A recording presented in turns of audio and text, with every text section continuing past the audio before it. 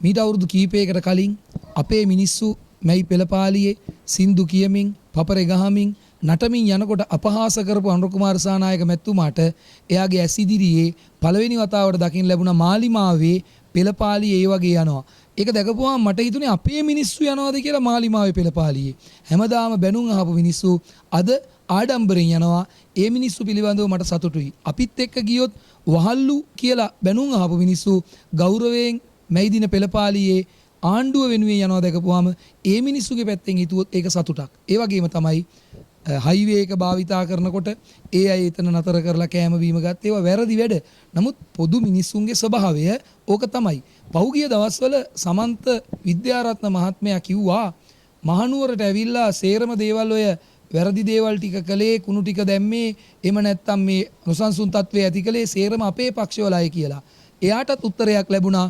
මාලිමාවේ අය පෙළපාලියට එනකොට ඒ අය ඒගොල්ලන්ගේ අපහසුතා කෑම බීම සියලු දේවල් ඒ පාරවල් අයිනේ ගන්නවා දැකපුවාම ඒ අයම තමයි මහනුවර ගියෙත් කියලා දකින්න ලැබුණා. ඒ නිසා ආණ්ඩුව කියපු තව පචයක් එළි වුණා. ඒ අපිට දාලා තිබිච්ච කතාව ඒ අපේ රටේ මිනිස්සු ඒ වෙලාවට ගත කරන විදිය ආණ්ඩුවට දකින්න ලැබුණා. ඒ වගේම පචයක් එළි වුණා කියන එක තමයි කියන්න තියෙන්නේ.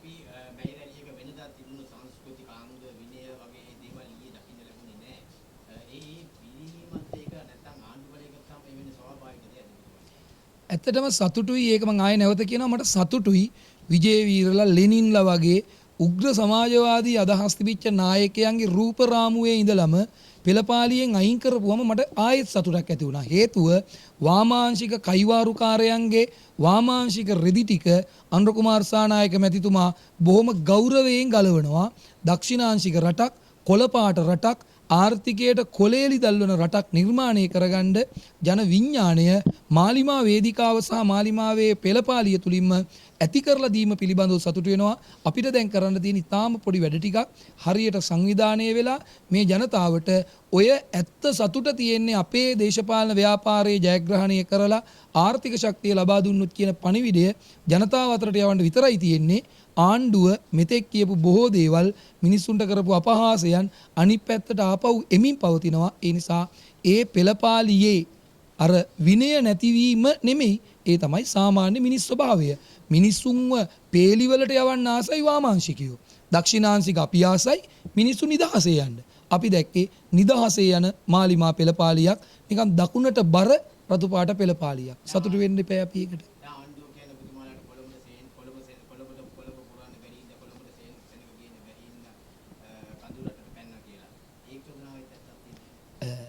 රටක් නෙමේක. කොළඹ කියන්නේ එක දිස්ත්‍රික්කයක්නේ. අපේ දේශපාලන පක්ෂය සහ අපේ කඳවුර මැයි පෙළපාලිය හෝ මැයි පෙළපාලියට අදාළ රැස්වීම පවත්වන තැන තීරණය කරන්නේ අපි. ඒ වාමාංශික වලිප්පුවක් නේ ඕක. අපේ පක්ෂයේ ගන්න ඕන තීරණ පිළිබඳව මාලිමාවේ කට්ටිය තමයි හිතන්නේ. අපි කොළඹද තියන්න ඕනේ, නුවරද, අනුරාධපුරයේද, යාපනයේද, තලව කැලේද අපි තීරණය කරන්නම්. එයාලගේ දේශපාලන වැඩ එහෙම කරන් යන්න. අපේ දේශපාලන ක්‍රියාවලිය වරදක් තියෙනවා නම් කියන එක වෙන කතාවක්. අපි කොහෙද රැස්වීම් තියන්නේ කියලා අපි තීරණය කරන්නම්. ඔය වාමාංශික වලිප්පුවෙන් ටික ටික ඉස්සරහට මිදිලා සාමාන්‍ය විදිහට දක්ෂිණාංශික පැත්තට හැරෙන්න කියලා ආණ්ඩුවට ආරාධනා කරනවා.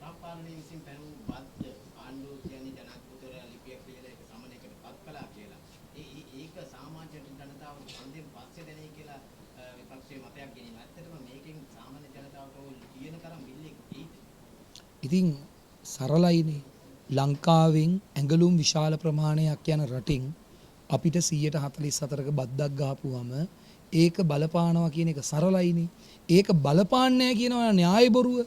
ඉස්සරලම බලපානවා මේක විසඳ ගන්න ක්‍රමයක් හොයන්න පුළුවන්ද කියලානේ බලන්න තියෙන්නේ. හැබැයි නින්දෙන් නැගිටලා වගේ හීනෙන් කතා කරනවා වගේ ඒවයි බලපෑමක් නැහැ. අපි බලා ගන්නම්, අපි ලියුම් යවුවා. ඊට පස්සේ ඇමති කෙනෙක් කියනවා තාම එහෙම එකක් නැහැ වගේ අදහසක්.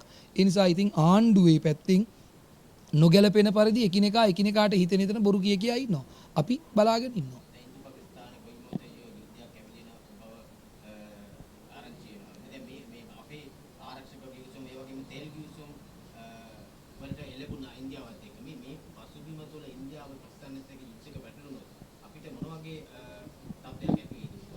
ඒක හිතන්න බැහැනේ.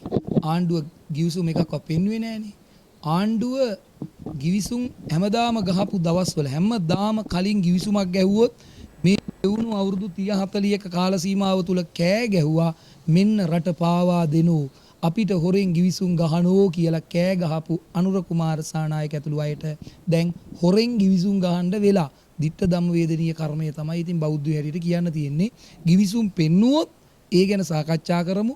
නොපෙන්නු ගිවිසුම් පිළිබඳව නිගමනට එළඹෙන්න බෑ. එහෙම එළඹුණොත් අපි JP කාර්යෝ වගේ වෙනවා බොරු කියා යනවා.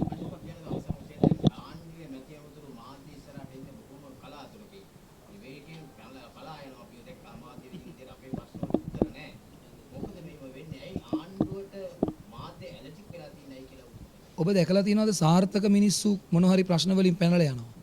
රටේ සාර්ථක මිනිහෙක් ප්‍රශ්නයකදී කෙනෙක්ගේ දෙයක් ඇහුවම පැනලා යනවා. අසාර්ථක මිනිස්සු තමයි පැනලා යන්නේ. අසාර්ථක මිනිස්සු තමයි හැංගෙන්නේ. අසාර්ථක මිනිස්සු තමයි බියගුල්ලෝ වගේ මුළු ගැන්වෙන්නේ. ඔබ ඉස්සරහට එන්නේ නැත්තේ. ඔයාලා අහන්න ඕන ප්‍රශ්න උත්තර අපි දින්නේ ඒ අසාර්ථක වීම.